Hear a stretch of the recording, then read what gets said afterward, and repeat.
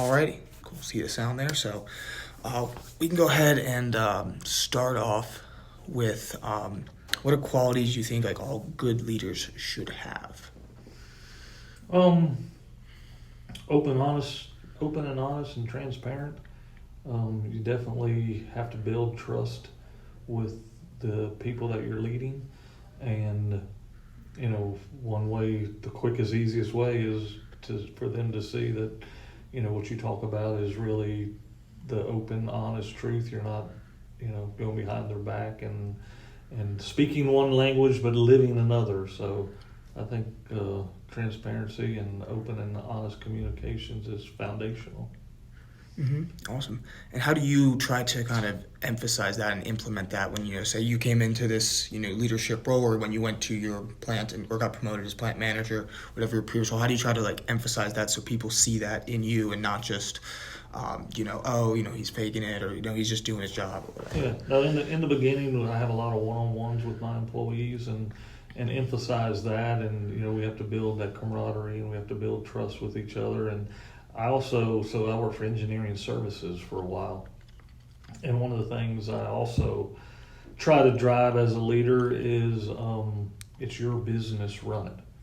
And so in engineering services, it's a lot of unique small businesses, and I ran the breaker mod shop, power breaker center, and the leadership. I got the job, and within a couple months, every leader above my head left, and all new leaders came in, and they were kind of turning pretty fast. So I quickly, even though I was only there like 5 years, after about 3 years, I was the most senior guy. And so anytime I asked my leadership team, for some direction on something, I got, hey, Brunner, it's your business, run it, which was very empowering. And so, you have to learn your boundaries with that as you go through that process. You can't just do anything. Capital's a great example. We wanted to buy a laser water jet, because in that business we use a lot of fiberboard, and you can cut it with a water jet very effectively. So you have to follow the Eaton guidelines. We put it in our profit plan. We asked for it a year ahead of time. The profit plan got approved, and then we bought it. But the point is, if you work within the guidelines that you're given,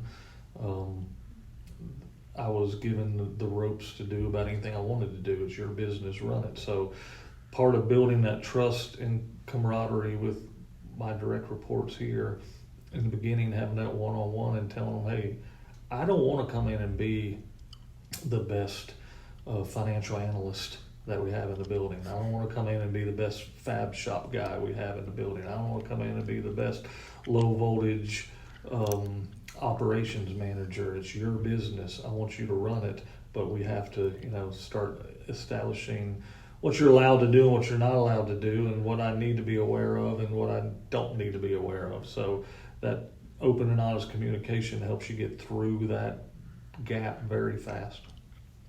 Awesome. So how do you create and manage a team and build a team culture that balances, work and productivity with, employee satisfaction?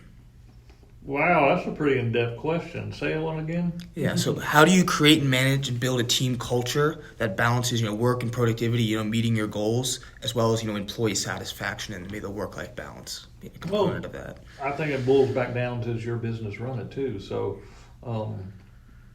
if they're making the decisions that impact their business, and as long as those, are positive and are aligned with Eaton's goals, aspirational goals, and our daily goals and metrics and that kind of stuff, then that builds that that strength in that person, their job satisfaction, and also, that's when we work together. That question also talked about work-life balance. If you have a lot of satisfaction in the job you're doing, you feel like you have control over the job you're doing, then that means a lot to the individuals, and at the same time gives them that ability to control their own life-work balance. Because at a high level, all of us get paid to get our job done, and with this type of philosophy, They know they have their job done because they're in control of it, or they know they need to stay a little bit later. They know they can step out and go see their kids, basketball game or whatever, their rugby game, and still have their job done, because it's not, I don't know what my boss wants me to do. I hope I got it all done today. It's, I don't leave them in that situation. They know what they need to do. And again, we're talking about people who are staff level managers, so it's not people straight out of college that I just throw in under the bus and say, good Go luck. figure it out. Yeah, no, it's people who have gotten to where they are in their career by being, very strong individual contributors and very strong managers, and they understand their products. And so by me, basically, taking some of the reins off of them, letting them run even faster and harder, it gives them that job satisfaction and allows for them to set up their own work-life balance. I don't know if that answers. Yeah, no, I think that was very good. It definitely builds off the other answer you had, and something I experienced when I was a supervisor, second year working. They said, "Here's the whole commercial department.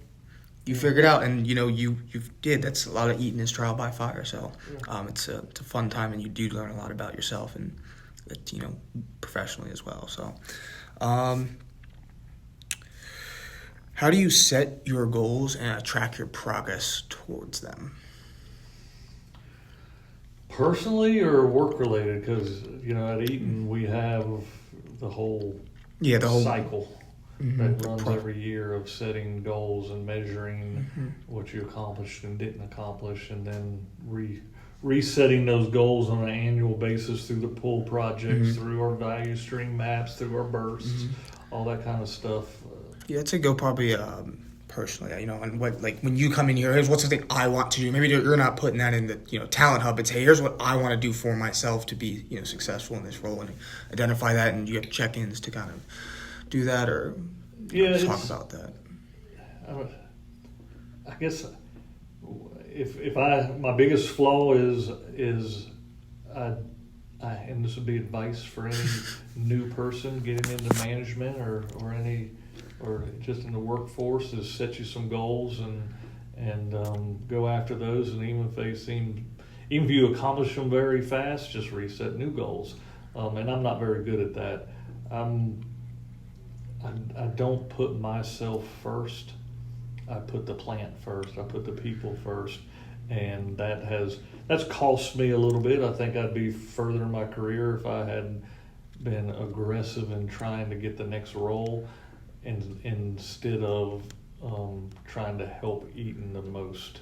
It's a different path, and I'm very excited about some of the people I've met since I took this job in February of this year. There are a lot of younger employees who are highly motivated and know where they want to get to in life, and I'm 58 and I still don't know what I want to do when I grow up.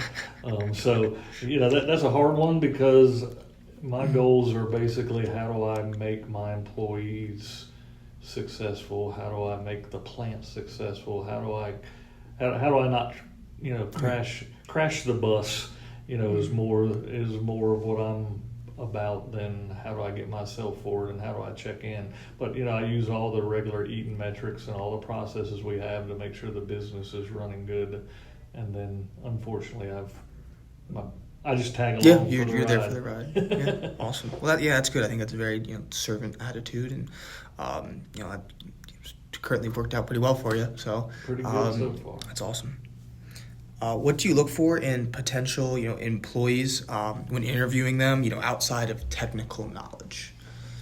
I look for that drive. Eaton has, and I know you're recording this, so I keep talking about our leadership model, but Eaton has a leadership model, and that leadership model, I think, is very accurate, and it's I can assume, well, I know that sometimes in my career Eaton wasn't always the business it is today. I've been with the company 33 years, so it's changed over the years, but the leadership model that we have had in place for a while, I think aligns really closely with what I look for in people.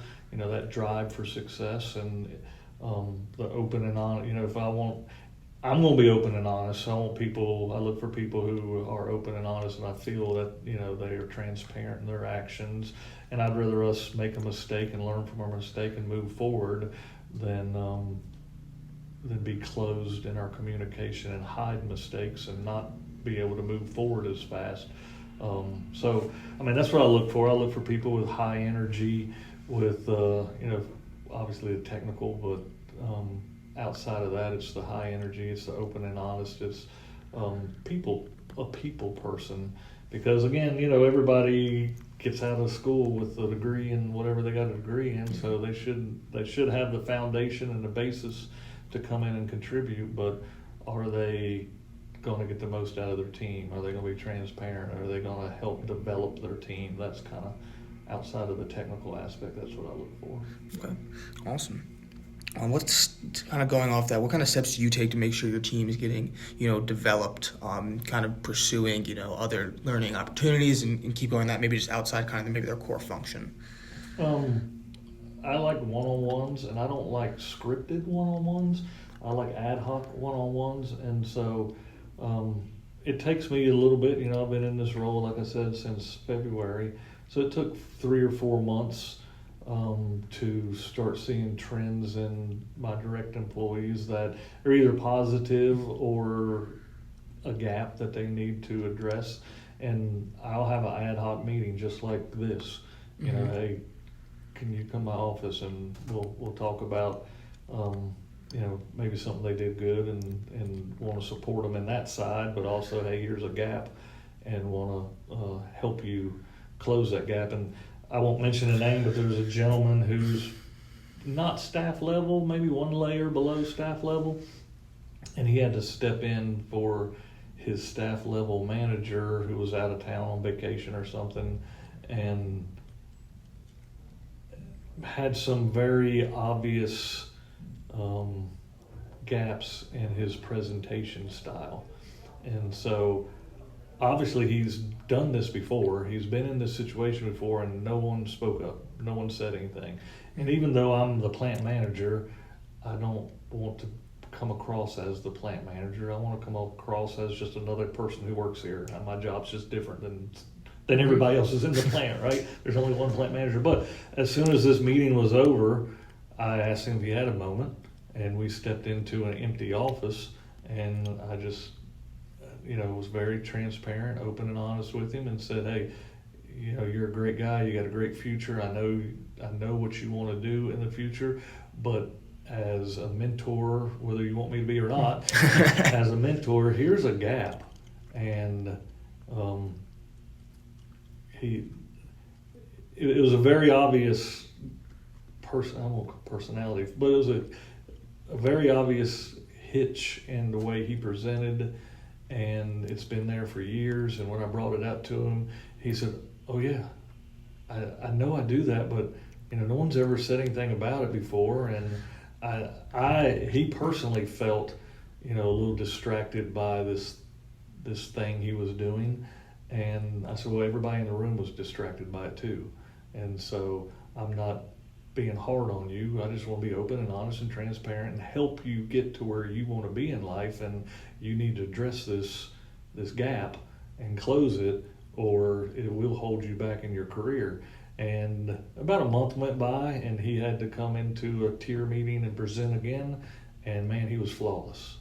And he looked right at me like for confirmation that, was this good? And I gave him, the thumbs up, and followed him out and said, man, that was awesome. You did great. Thanks for taking my advice. And he was happy that I stopped what I was doing and called him to the side at ad hoc like that, and just gave him a little coaching, and he took it and ran with it. And so